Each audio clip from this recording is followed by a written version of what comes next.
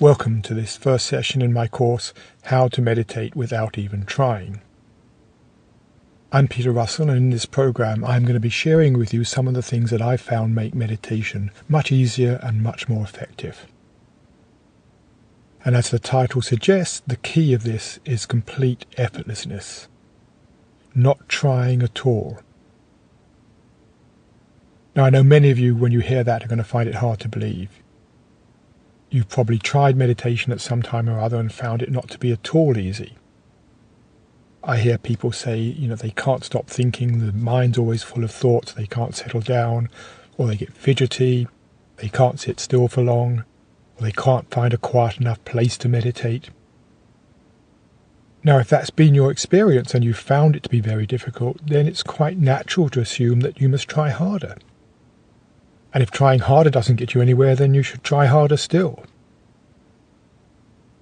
So it's not surprising to find many people saying that meditation is difficult, it needs great mental discipline, maybe even years of practice to get anywhere. So when I say meditation should be completely effortless, I'm not only going against a lot of people's experience, it also goes against the whole ethos of our culture, which says to succeed at anything you must try, and the harder you try, the more likely you are to succeed. Now that may be true in everyday life. Not always, but may often be true in everyday life. But when it comes to meditation, the exact opposite is true. When we put effort into trying, then our minds start becoming tense, which actually defeats the whole purpose of meditation, which is to allow the mind to totally relax. And what you'll find in this program is that as you take out all effort and striving, then the mind naturally begins to settle down of its own accord. So the emphasis in this program is going to be on allowing it to happen, letting the mind relax naturally. Now, I also sometimes hear people say they don't have time to meditate. Their lives are so busy that even finding time for 15 to 20 minutes of meditation is difficult. And yet, ironically, it's the fact that our lives have become so busy that makes meditation so valuable. You could even say necessary today. I think most of us find ourselves with more and more things to fit into each day, more things to do, more demands upon our time, and yet actually with less and less time to fit it all in. As soon as we finish one task, there seems to be another one waiting for us. We seldom have time to pause, relax, and enjoy life. And all these increased demands and more things to take care of means that we're also likely to find ourselves becoming more stressed.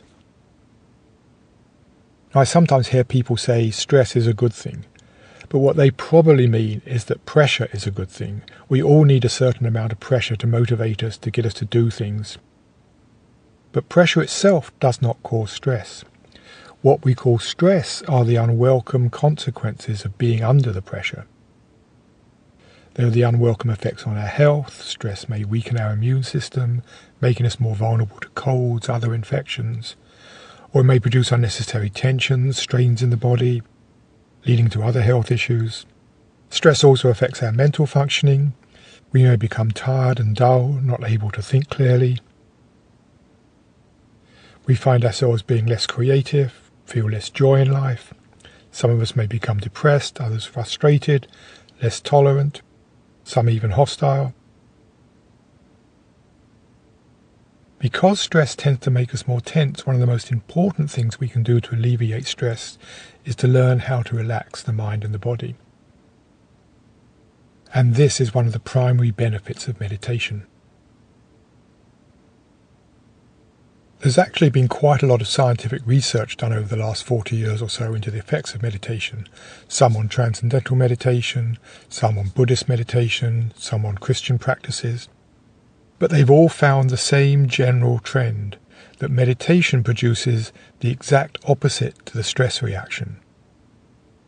You find heart rate and blood pressure decreasing, the breathing slows down, the muscles tend to relax, and the brain goes into a much quieter state.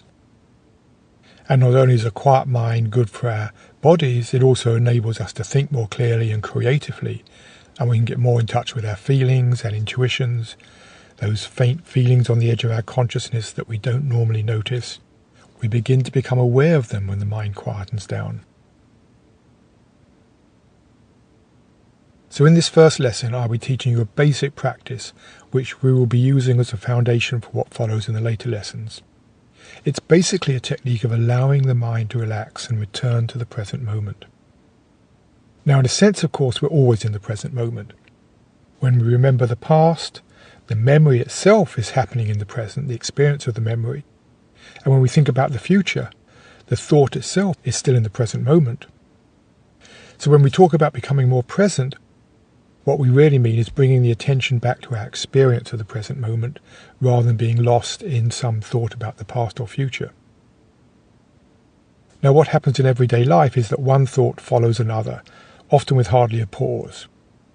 We may be thinking about what a person just said, which reminds us we need to buy something when we next go shopping, which takes us back to an experience when we were last in that store, which triggers a thought about something else, and so it goes on.